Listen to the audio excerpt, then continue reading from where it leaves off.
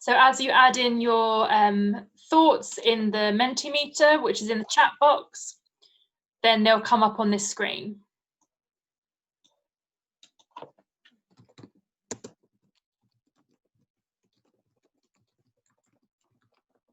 If for whatever reason you can't access the link in the chat, feel free to type in the chat box or say out loud what the word justice means to you, and we can add it for you.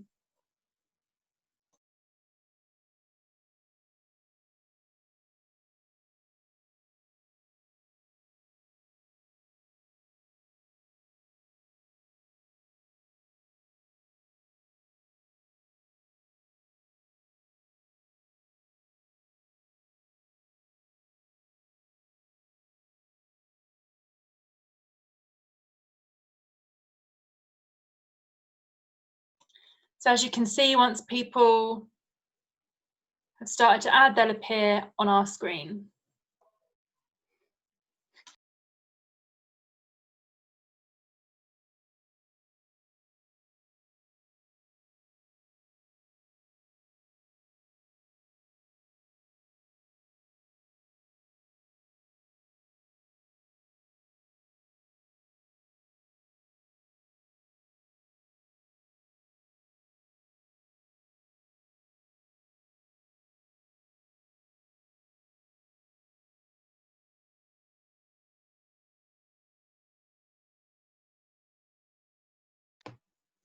And what happens with this live whiteboard, if you like, is that if more people add the same word, the word becomes bigger on the screen. So it's interesting to use the word equality.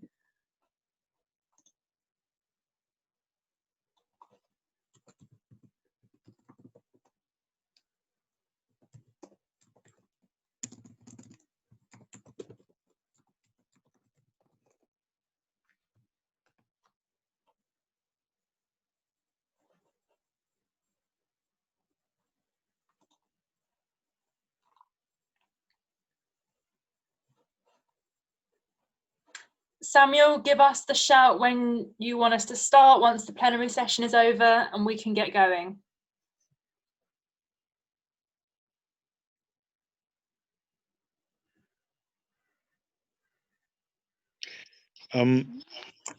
Okay, Georgia.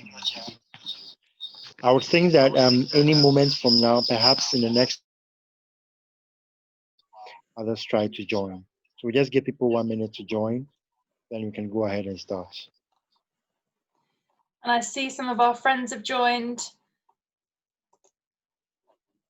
I see Takubo from Cameroon, if I'm right, and Yuel from Liberia has joined. Just saying to you that have just joined now, if you click on the link in the chat, it will take you to a site where you can add in what the word justice means to you. And as you add in your word, you can see the words coming up on the screen.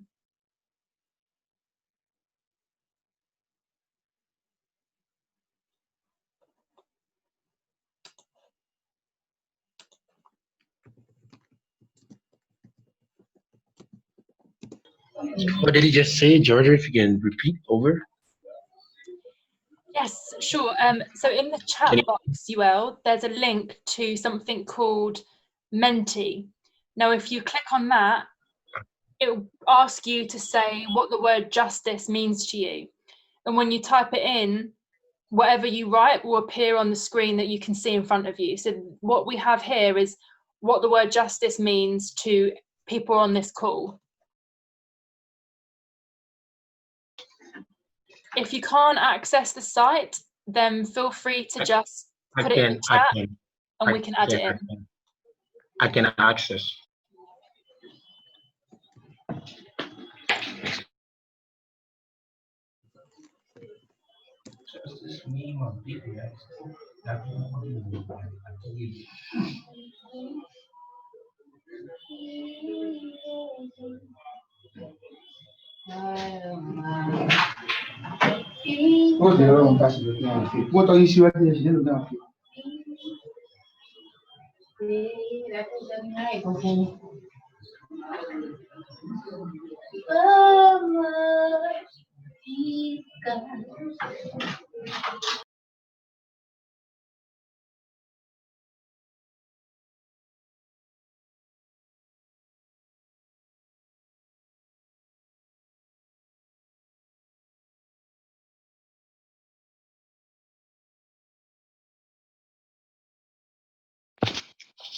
Hello, Georgia.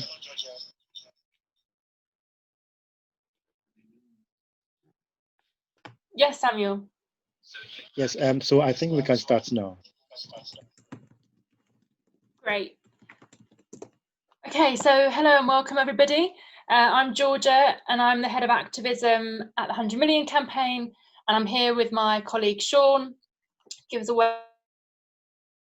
We're going to try and keep this session to time, but also we're aware that we're a little bit delayed.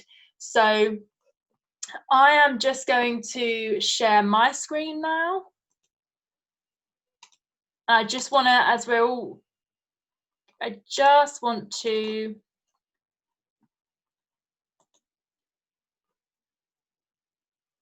welcome you all to the 1 in 5 campaign Justice for Every Child session at the Africa Student and Youth Summit. And to give you a bit of a flavour for those of you who haven't been involved in the Justice for Every Child campaign just yet, I just want to start off by playing a short video to give you a bit of an idea of the demands we had and also the scale of the action within Africa and beyond. So hopefully this will work. Is it all, Sean? Give me a thumbs up if it's going okay. Okay, and hopefully you can hear audio.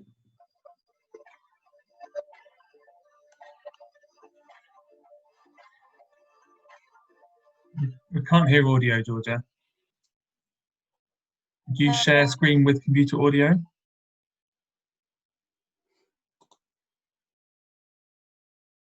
If you stop sharing your screen and then try again and click the box that says share computer audio. Got it.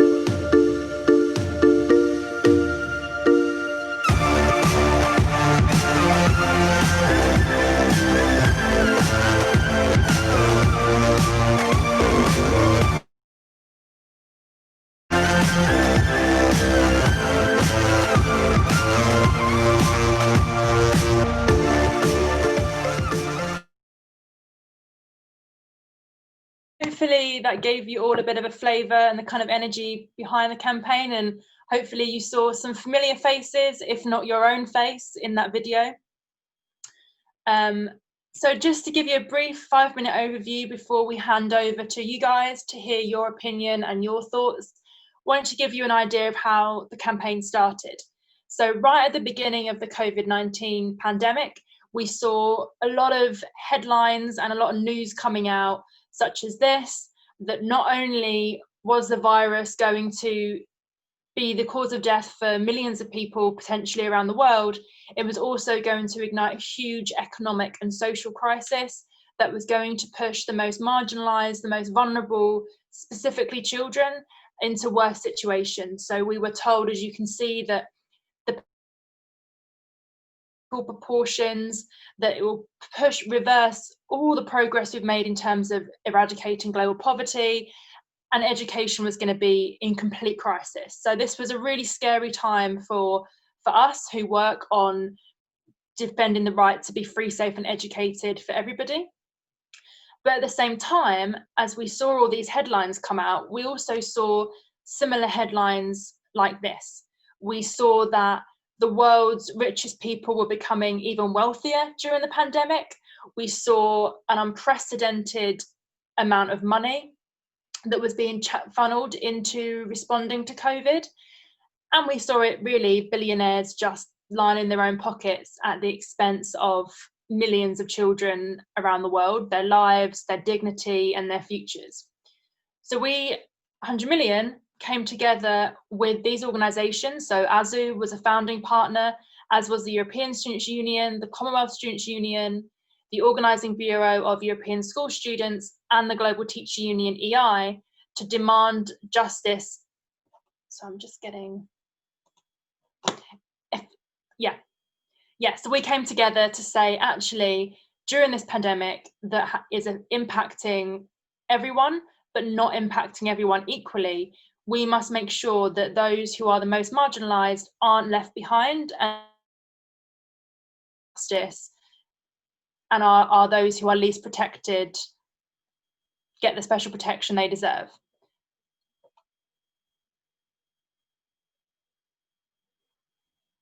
And to give you a bit of a summary of what we've done so far with the campaign, I'm going to hand over and share. Thanks, Georgia. So hopefully that last slide really illustrated the scale of the crisis and the scale of the challenge that 100 million and all of our partners and our activists had to face. So over the past year, we have engaged in a whole range of activities to try to push this message of justice. So as you might see, I'd like to fill your screen, we had grassroots mobilizations in some of the most marginalized communities. We had virtual gatherings of activists who were united in this push for justice.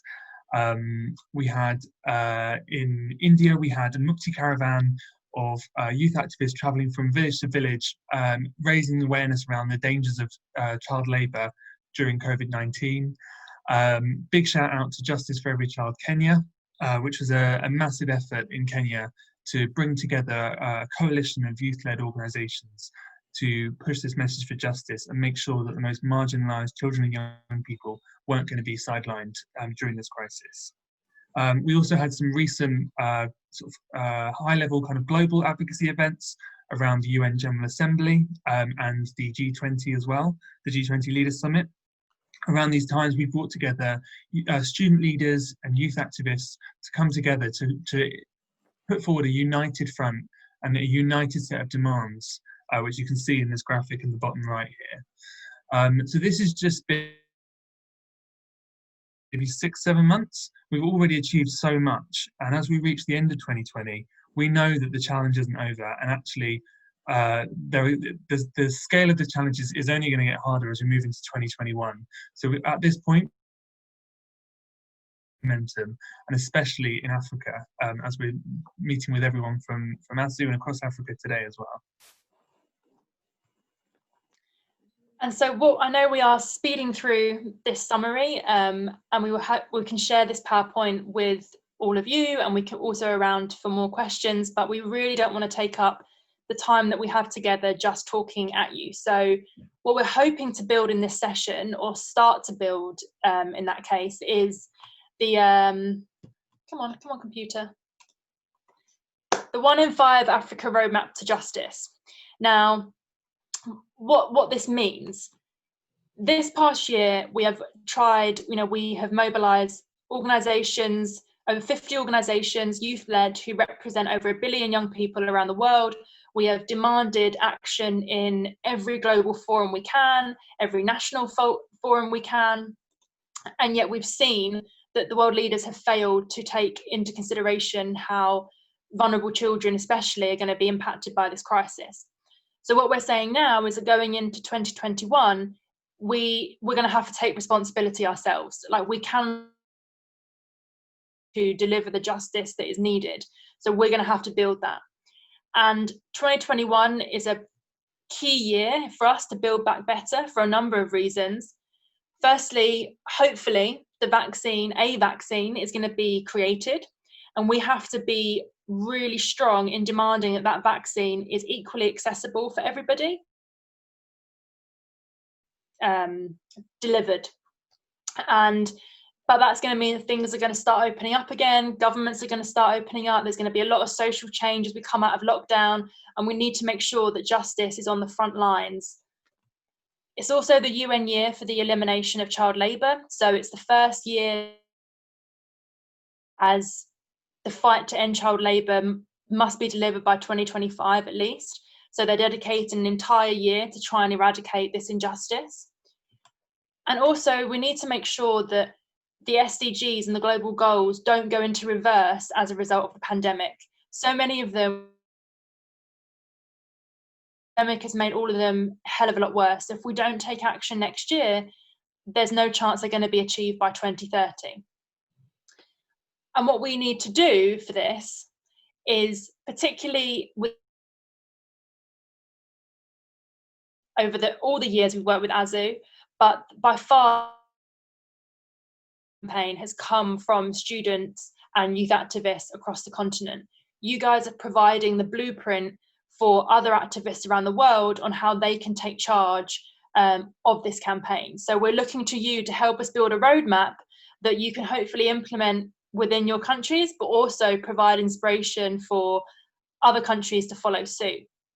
And so what we need to know to deliver this is we need to know what the key issues are facing vulnerable children and young people in your country or community.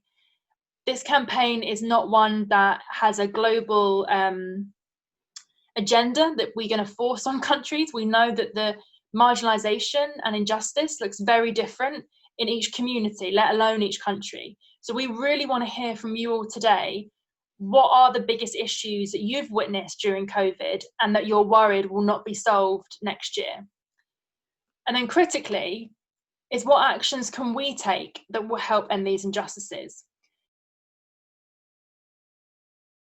To take the action we need.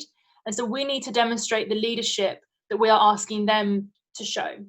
So we need to really think about what is the issue and what things are we going to do as activists, as a collective here, to try and further these ambitions. So to get your thoughts, we're hoping we can around what are the biggest issues affecting children and young people in Africa today, and with a focus on your community and your country. So if you can, I'm going to try and share my screen now.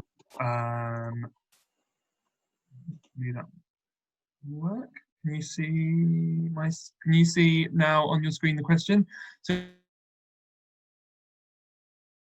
and perhaps maybe you should be taken to the next question now, or you should be at least be told the presenter has changed slide. So you can click go to slide, and you'll now have the chance to kind of write in like free text, what are the biggest issues affecting children and young people in Africa today? So if we could sort of 3 to 4 minutes having a think about Menti, we'll start to appear see them appearing on our screens, and we can to sort of elaborate on your contribution and tell us more about your specific context. I hope that to see some contributions appearing magically soon. But take some time to think about your answer. And again, if for any reason you are struggling to access the site, you can write what you think are the biggest issues facing children and young people in Africa today in the chat box, or you can just take yourself off mute and tell us, and we will type it up. So we're hoping to use these brainstorming sessions to help us create what the roadmap will be. So we're really looking for your experience and your expertise here.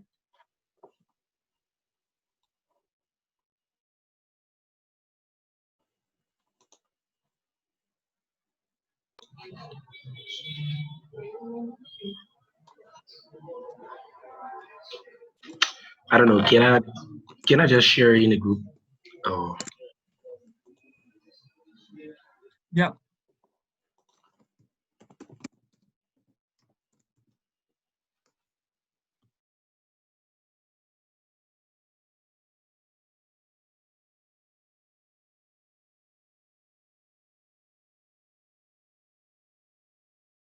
Can I check that you're still able to see the whiteboard on your screen?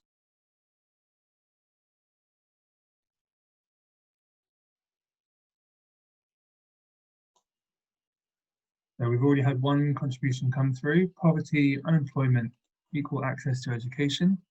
Thanks to whoever submitted that, and hopefully we'll start to see some more coming through soon.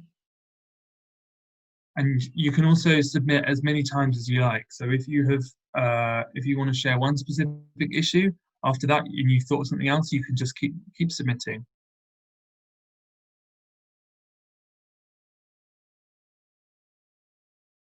If anyone's having any issues accessing that, please say, and maybe we can talk you through how to share your answer.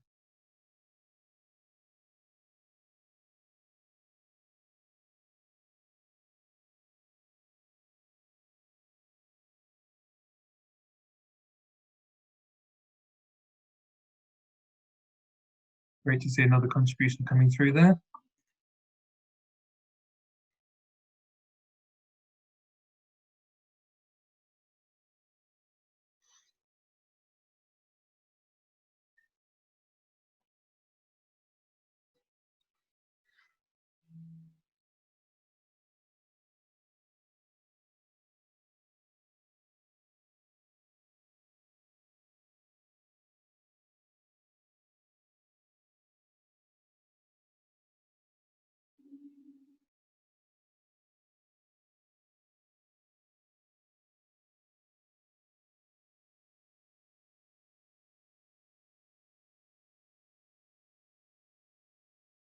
So hopefully you can all see that as you're sharing things in the chat, I am literally copying them across into Menti.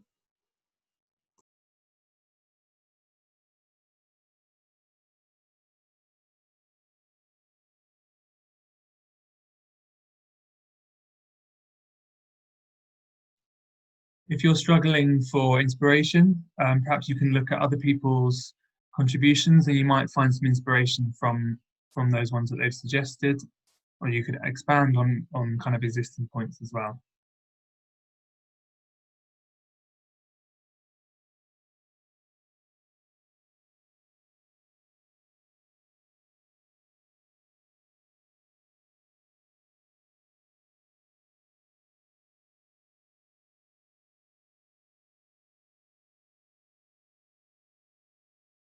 Perhaps we can spend another minute or two on this, and then we can start to share. Do you think we've got time for that, Georgia? I do, and I think we can see that 7 people are in the Menti platform to think about it. These are all anonymous, by the way, when we put them into Menti, so please feel free to share things from your perspective.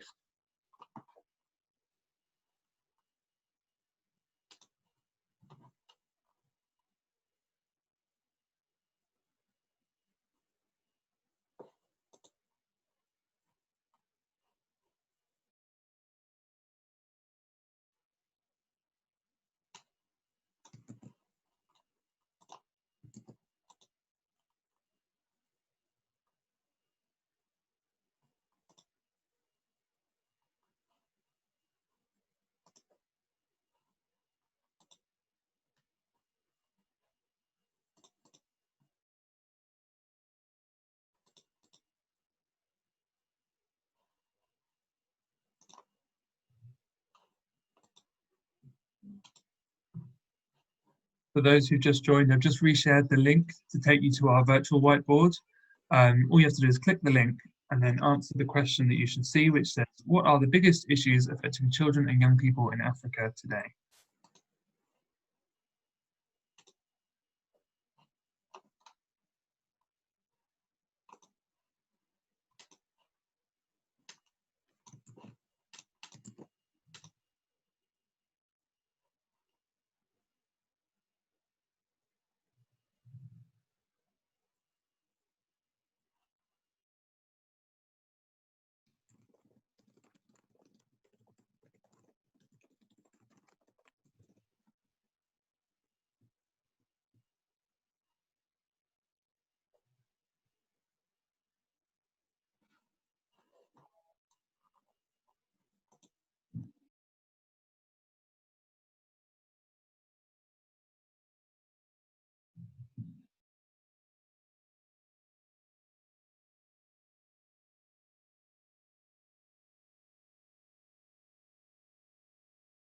So we've got a few contributions now, and perhaps I think we should keep this open. And so whilst we continue to discuss, I'd really encourage everyone on the call to keep adding to this, and like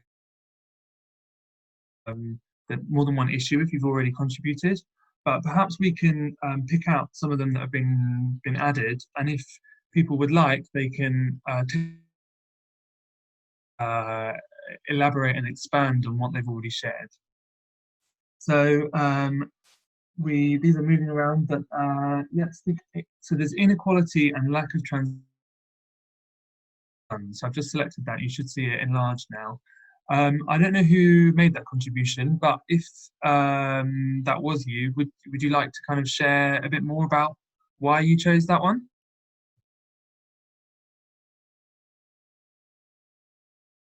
And there's no pressure to speak during this. Can you please read? Sorry, go ahead, Yuval. No, can you please read? Just clearly. Yes, I just want sure. you to So,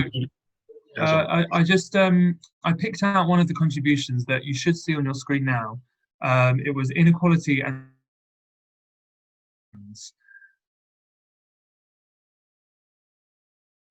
sharing. Then we can pick another one. Or if you know which one you've suggested and you'd like to expand more, then please do also take yourself off mute and just do your contribution. Yes, I think I would just take it strong, like not just in just few minutes, and like the main point, like based on the question, what is the problem that children are faces in Africa, like over the period of time, like today also is having this program which also emulates education to tell us that education is a very vital part of nation.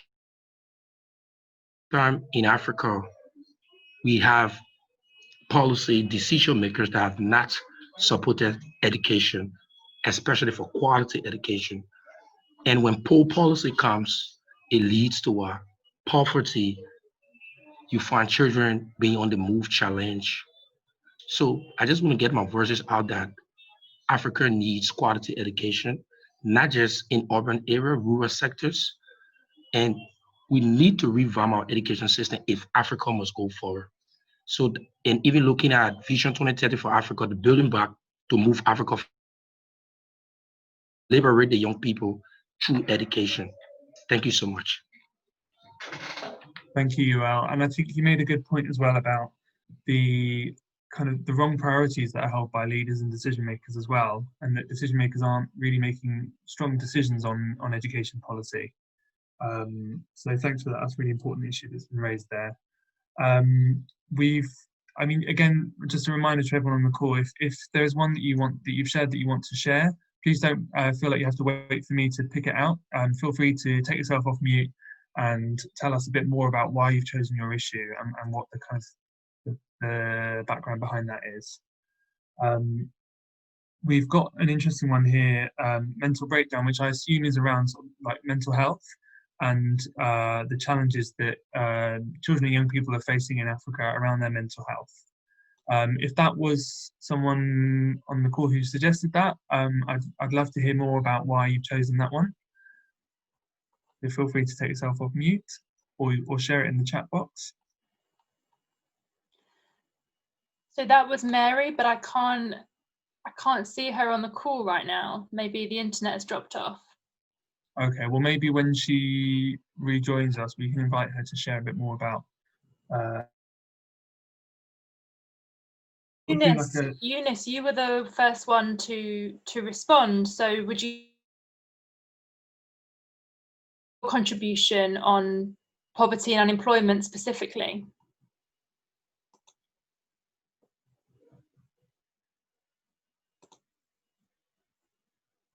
Eunice, you're on mute. I don't know if you're trying, so we can't hear.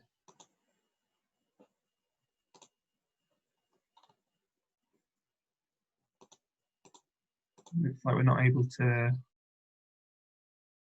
audio. Perhaps we can just sort of do a review of all the contributions that have been made. And apologise, it's a little bit tricky to read them when they keep scrolling up and down. So bear with me whilst I try and catch them. But we've got poverty, unemployment, and unequal access to education. Poverty's come up quite a lot here, and it's, there's been clear links to kind of other issues like child labour and how poverty can cause that. Got uncertainty about our future. I think that's a huge issue, that especially for young people, when kind of your future is such a sort of strong driving factor. So lack of certainty, inequality and lack of transparency of government funds, which I mentioned before. This is an interesting one. Sorry, lack of child and youth participation in decision making. If someone made that contribution, I'd what your kind of thinking behind that one was, and how we can sort of address that. I think this one might have been UL's before, around sort of poor decision making and lack of quality education.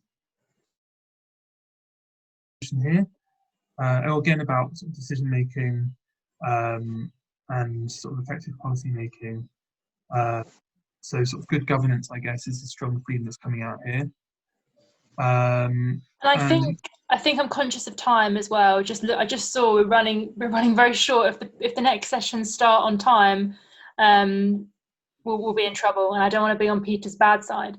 But just to say that, as activists and as youth and student leaders, there's a real we do run the risk of always pointing out problems and not kind of taking enough time to go into the solution. Share just have one final opportunity to kind of talk about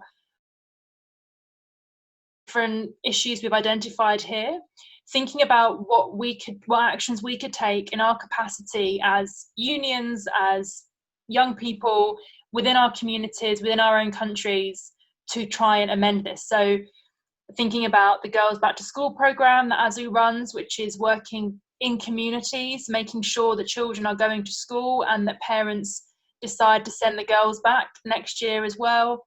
Thinking about the power of rallies, the power of marches, power of student strikes, that type of thing. Starting to think about actions that we could take that could help us create a roadmap towards a plan for next year with the campaign.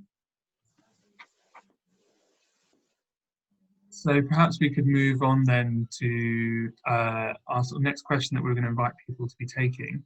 And that's, so like as Georgia said, we've looked at the issues that are affecting, but now this is a chance for us to be sort of making our own commitments about like how we're going to be tackling these.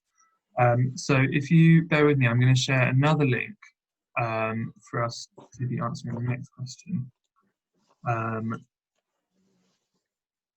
So in the chat box, I've just sent a new link to a new question that we'll be asking,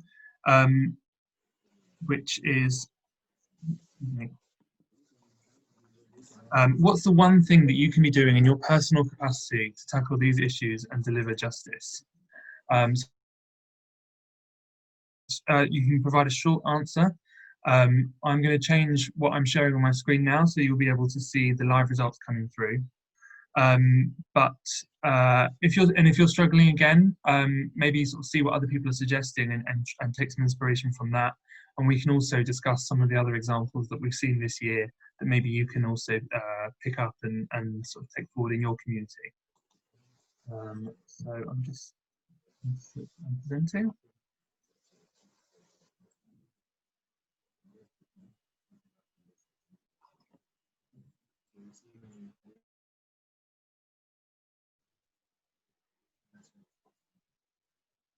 Yeah, Sean, has the question changed? So I've just sent a new link. Excuse me. I sent a new link in the chat box. So if you can follow that link that I've just shared in the chat box, you should be able to answer the question, what's one thing you can be doing in your personal capacity to tackle these issues and deliver justice? Let me know if you're having issues with that. I'll reshare the link now in the chat box to make sure you're going to the right one.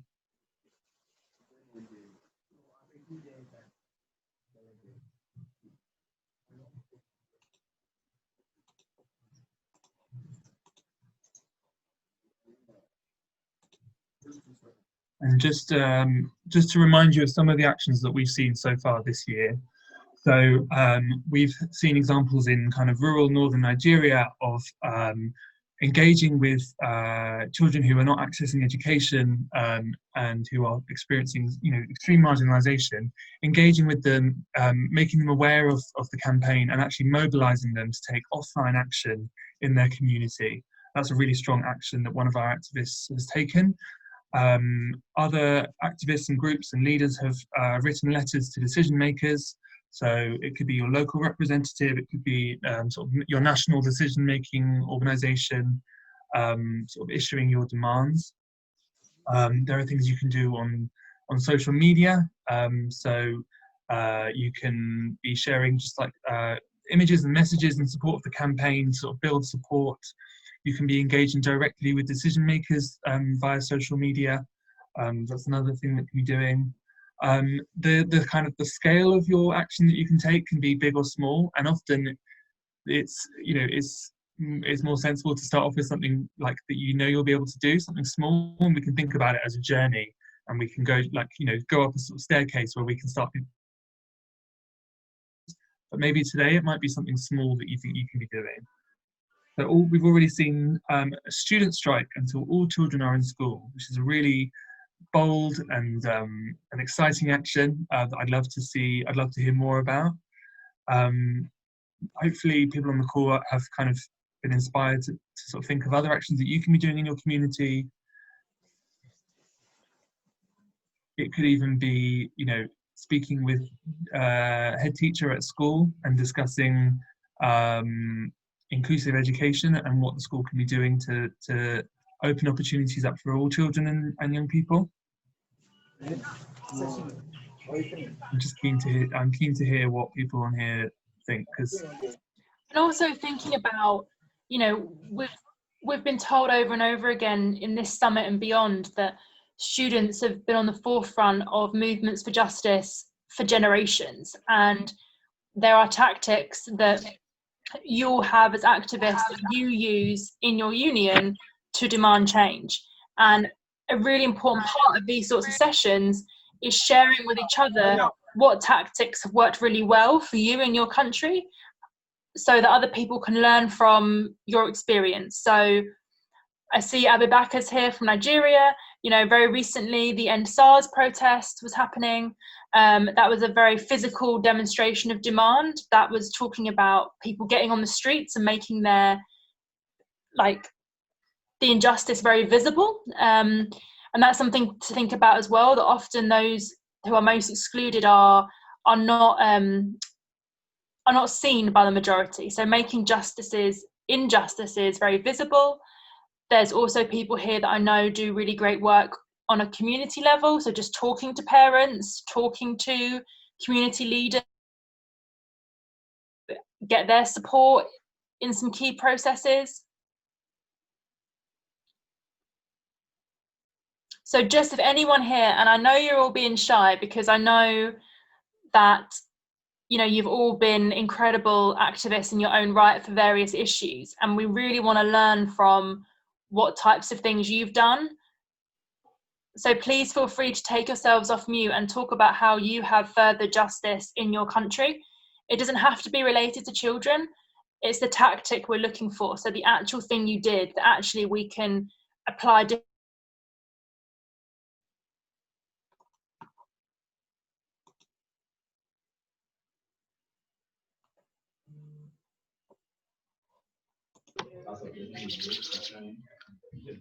Yes, okay, Georgia. I just gonna take a minute, please, just to talk. So, like in holistically, like justice, what have as an activist, what have I been doing on justice for not just limiting the children, but as for the society in a country with 15 counties, undeveloped countries where in our resources have is more than the citizen that reside. So we have one of my major point of advocacy have been like policy change, because I believe without effective policy change in our laws that will promote justice, like discrimination, stigmatization, all these things, the fight would be a long fight. So like legislative dialogues have been one of my fight. Like the December 10th last, I think 2019 March for Education in Liberia, supported with the international policy. I went and although like people were afraid for me, the justice ministry going to arrest me, blah blah blah, but we still been in the fight to deliver strict policy to young people. So I can encourage you that we we will remain on the fight of lawmakers, especially December 10th, to demand them our fair. Justice is about fair play. So if our fair play is delayed, is our fairness delayed, we as activists will not rest. Thank you.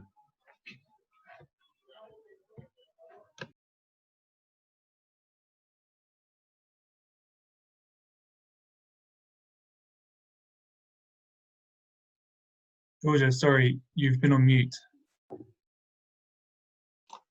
Exactly, Sean. Exactly. I've been on too many Zooms. I keep forgetting.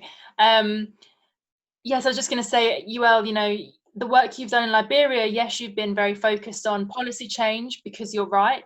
On community level actions and making sure you're engaging with those who are most affected. And that's been really powerful for your advocacy as well.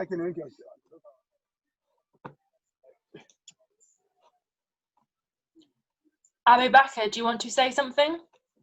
Yes, Georgia.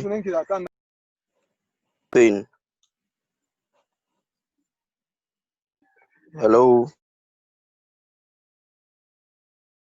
It's very unfortunate following COVID-19 pandemic. I heard about the results of the demand we requested to the world leaders some few days back on the G20 Youth Summit. It was very unfortunate. And I would like to give you the update that all the necessary letters you've sent to me have been documented to the Minister of Foreign Affairs office. I have even get my own copy from them, and I'm looking forward in order to have a meeting with the minister regarding the issue of justice for every child. And we are pushing it down deep down, but I have a lot of questions to ask regarding the campaign. I mailed Sin the other day regarding the campaign to ask him when and how are we going to continue with the campaign, because all the mandates and everything here. I want to know what are the more criteria, or what have you been doing in order to put more effort regarding the issue of the justice for every child and regarding the education aspect, because right now presently we are facing a lot of challenges regarding the issue of regarding the issue of education in Nigeria. Some schools have been shutting down, and even the equipment and the relief materials on the COVID-19 has not been distributed equally, even in the schools. The protocols being put in that aspect is very difficult to the student, and most of the students now have been pushed and pushed to the wall regarding the educational aspects. So I want you to give us advice on how we are going to cope and how we are going to make the young children to have a very good understanding of the ramification in the global on the global damage to the economic of this pandemic. Uh, that's Yeah. what I would like to say in continuation, because I just started the meeting with you guys, not fully knowing what you guys are discussing, because I just finished I just finished writing an exams, so I will keep on going and following the meeting in order to catch up. Thank you, Abaka. And I think the key thing to say here is that's what we were trying to do with this session. Like the way the 100 million campaign works, the way we work with Asys to force an agenda on you as unions. It's to learn from your expertise and to learn from you where the priority is. So what we were trying to do with this session, and Sean, before you have to leave to moderate the next session, can you just put the WhatsApp group link into the chat? Because what we are hoping to build with you all is exactly what you've asked, Abu Bakr, is like, what do we focus on as Justice for Every Child next year? What are the priorities for you? And what kind of tactics? Like you said, 40 organisations around the world demanding the G20 actually delivered more justice for children. We were ignored. So now we have to look at what are other things that we can do, either individually in our country, Pan-African wise, or global wise. And we are looking to build this with you and not to dictate what this should be. I'm conscious that we are running out of time. You can always email me to set up a call if you're a student union leader, and if you're a community activist, you can talk to Sean as well. We work very closely to WhatsApp group that's in the chat, because we'll be using that to what are the priorities, how do we achieve this going forward. So, and if you if you agree with the aims of the campaign that are very clearly visible on 100million.org/JFEC, so Justice for Every Child, you can see what the demands are that we've been working on with AZU. And if you agree with them, you can share your union logo and you'll be kept up to date with all the developments. But yeah, just to end on saying that, you know, we've heard from the different issues that are affecting your country. We've heard about the different ways in which we think change could happen, from tactics like strikes to engaging with decision makers. We want to keep that conversation going and really follow your leadership. So please join the WhatsApp group. Please help us lead this. If it's me and Sean writing some tactics. So yeah, please join it. I'm sorry our time's been cut short. I don't want to run into any of the other sessions. So yeah, thank you everyone for taking the time today. Thank you as well, Georgia. Thank you so much. Thank you, Sean. Thanks to 100 million. Thanks to Asys for this platform. Thank you, everyone. And just make sure before you leave, if you do want to join those groups, just make sure you click those links in the chat box, because you won't be able to come back and get those. But you can always email us if you have forgotten. And I'm sure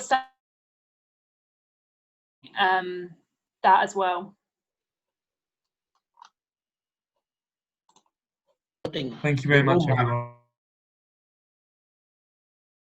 2021, I think you were talking about, I didn't get it. Just whatever are needed, and is very resourceful. The roadmap. The point is, it doesn't exist yet. We're going to create it together. So join the WhatsApp group, and we'll be creating that together in the coming weeks. Oh, okay. All right. Great. Okay, thank you everyone, and please do join the session. The next session is actually going into some more demands that we've been fighting for. It's called A Fair Share for Who. So you're really going to get to see what the Justice for Every Child campaign was arguing for by some really key speakers, and our lovely Sean will be moderating the discussion.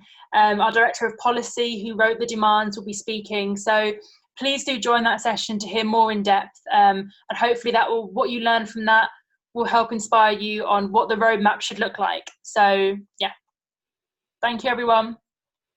Thank you everyone. See you all in the next session, hopefully. Bye. Bye. Bye.